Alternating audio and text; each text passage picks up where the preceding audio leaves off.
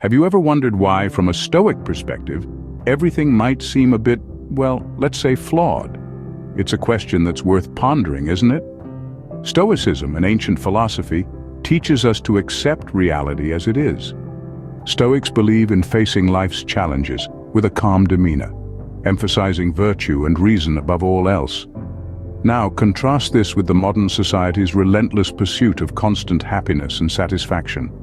We're often told that we should strive for a life devoid of troubles, full of material comforts and endless pleasure. But is this perception of a good life true to our human nature? Or is it merely a mirage, an illusion that leads us astray? Stoicism offers a different perspective. It suggests that our modern notions of happiness and success might not be as fulfilling as we think.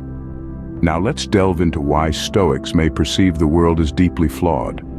Firstly, Stoicism teaches us about the illusion of control. We often find ourselves in a whirlwind of stress, desperately trying to steer the uncontrollable elements of our lives. From the unpredictability of the weather to the actions of others, we exert an enormous amount of energy attempting to bend these elements to our will. But what if we've been going about it all wrong? Stoicism, an ancient philosophy, offers a different perspective.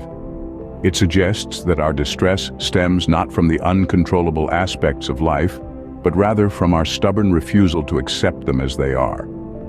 The Stoics propose a liberating approach, focusing solely on what's within our realm of control, our actions and reactions. It's about understanding that while we can't control the storm, we can adjust our sails. We can't dictate others' actions, but we can choose how we respond. This shift in focus, from the uncontrollable to the controllable, is not only liberating but also empowering. It encourages us to take responsibility for our own well-being and happiness, rather than placing it in the hands of external factors.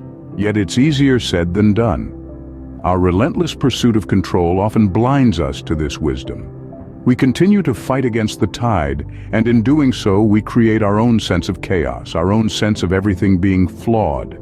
So it's our misguided attempts to control the uncontrollable that leads to a sense of everything being flawed. Another point of contention for Stoics is the pursuit of material wealth.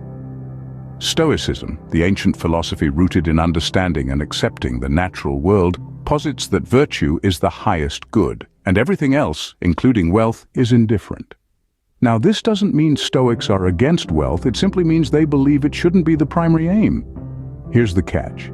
When we relentlessly chase after wealth and possessions, we trap ourselves in a never-ending cycle of desire and dissatisfaction. Each new acquisition brings temporary joy, but soon our eyes wander to the next shiny object. We become enslaved to our desires, forever dissatisfied, forever wanting more. This pursuit of material wealth distracts us from what truly matters: virtue, wisdom, and inner peace. It makes us focus on external factors we can't fully control, leading to frustration and unhappiness. In other words, our obsession with material wealth contributes to the sense of everything being flawed. For Stoics, our fear of death is another reason why everything seems flawed. Yes, it's a hard pill to swallow, but Stoicism teaches us that death is as natural as birth, as inevitable as the setting sun. It's a part of the cosmic process, an integral part of life's tapestry, an ending just as much as a beginning. But why does this make everything seem flawed? It's because we fear death so much that it blinds us to the beauty of life. We spend so much time avoiding the inevitable that we forget to live in the present, to appreciate the fleeting moments that make up our existence. Stoics argue that this fear of death breeds unnecessary suffering. By fearing death, we fear life itself, and in doing so, we create our own suffering.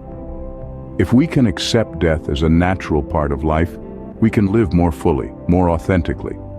The fear of death, then, is another reason why everything might seem messed up. Stoics also believe that our lack of mindfulness contributes to our negative perception. The ancient Stoics practiced mindfulness, a concept that may seem modern, but in fact traces its roots back to ancient philosophies. Mindfulness, in the Stoic sense, is the act of living in the present moment, of maintaining a keen awareness of our actions, thoughts, and feelings without judgment. It's the antidote to the constant distractions of our minds. the incessant chatter that pulls us towards the past or propels us into the future, robbing us of the peace found in the present. Stoics understood that by succumbing to these mental distractions, we surrender control over our minds and subsequently our peace. This surrender, this absence of mindfulness, distorts our perception and contributes to the sense that everything is in disarray. This lack of mindfulness, thus, adds to the sense of everything being flawed. Lastly, Stoics argue that our misunderstanding of freedom is why everything seems flawed. The Stoics had an interesting take on freedom. To them, it was not about having the liberty to do whatever you want, whenever you want. Instead, they viewed freedom as inner tranquility and independence from external circumstances. In the Stoic mind, freedom was a state of being unaffected by the world's whims. It was about being able to maintain your peace and serenity, regardless of what life throws at you. It was about being the master of your own mind, emotions, and reactions. True freedom, the Stoics believed, came from within and was not contingent on external factors. Contrast this with our modern perception of freedom. We equate freedom with the ability to do whatever we please, to follow our desires without restraint. We see freedom as an external state, dependent on our circumstances and material possessions. But this view often leads us into a state of perpetual dissatisfaction. We are always chasing after the next big thing, thinking that it will finally give us the freedom we crave. But it never does. And so, we find ourselves trapped in a cycle of desire and disappointment, far removed from the Stoic ideal of inner tranquility. Our misunderstanding of freedom, then, is the final piece in the puzzle of why everything seems flawed. If you found these Stoic insights intriguing, don't forget to hit the like button and subscribe to our channel. We've journeyed through the Stoic lens, peering into reality's stark face.